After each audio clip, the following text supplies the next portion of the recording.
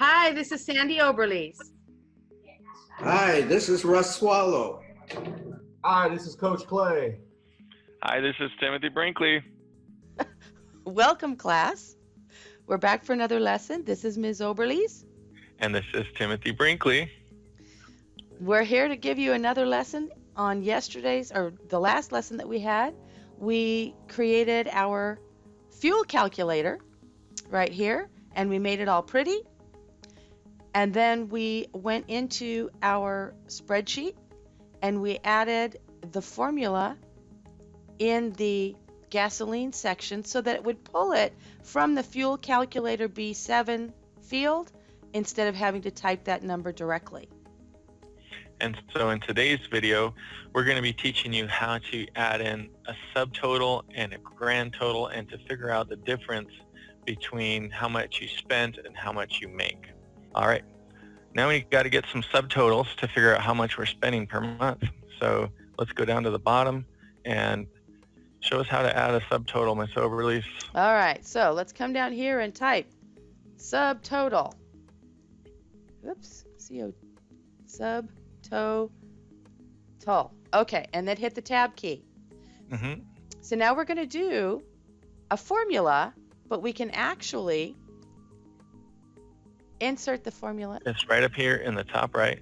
You just go to sum here, and then it's put in the equal sign for us. It has the function name and then the parentheses. And you see that little blinking sign there?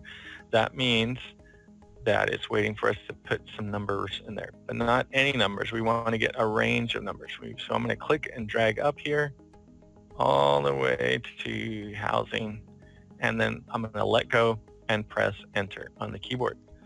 That gives us our subtotal. And now let's get a total to see how much we're making versus how much we're spending to see if there's a discrepancy. I'm going to add two rows. 2 rows up under income? Yeah. Oh, good idea. Good idea. So now here, I guess I got 3 in there. Okay, so here I'm going to put subtotal here and tab. And I'm going to basically do the same thing, sum, and drag all of my income and hit enter. So now I've got a subtotal for my income. Let's make it a $sign on that. Okay. There we go. And let's make a $sign on, it's already on there. Okay. Yeah, we got that. All right. All right, and now we need a grand total. So the total overall, it's going to show us whether or not we are short or not. So how do we do that, Ms. Oberlees? Well, what do we want to call it? Budget difference or something else? Let's just call it leftover or something. Did I spell Leftover. I like that.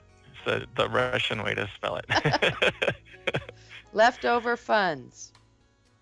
Okay. Yes, that's it. So we're going to subtract how much we make from how much we spent. So we start with the equal sign. Equal sign.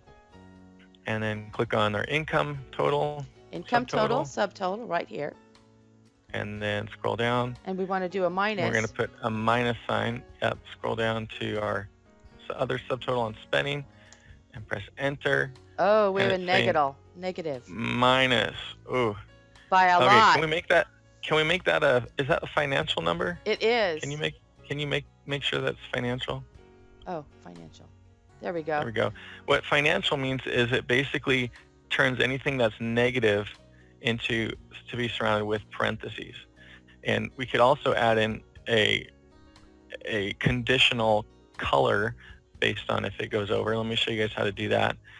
So under format here, there's this thing called conditional formatting. And so we're going to apply it to B37, yeah. The rule is format the cells if it's less than 0. If? Go ahead and scroll down on that list there. Less than? Less than, yeah. And then put 0. 0. And then the formatting style below that, click on the little paint can there and a little farther down. There you go, and change that to like a light red. Not a dark or red? Orange. A dark red, yeah. Here we go. That's All right, okay. and then change the text color right next to that paint can to Oops. white. Yes, right And there. this one will be white. Yes. And then we'll make that bold, and that will change if we go into the green. All right. So Done. your homework is to figure out what you need to take out of your expenses to get that number to be positive. Is there anything else they need to do? No, but just a note that when you're going through here, when you're adjusting your budget, this is where you get to choose your own priorities.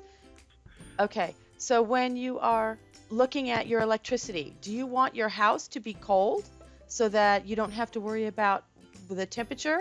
Or do you want to have more money to spend on entertainment?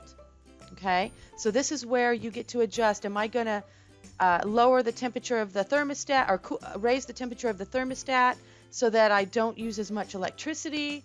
Or am I going to go to the movies less? What are your priorities? And that's how you're going to adjust these funds. And again, the housing where you live can affect how much you're spending on gas. So that's why it's important to consider all these things ahead of time before you actually get into a rental situation. Exactly. All right.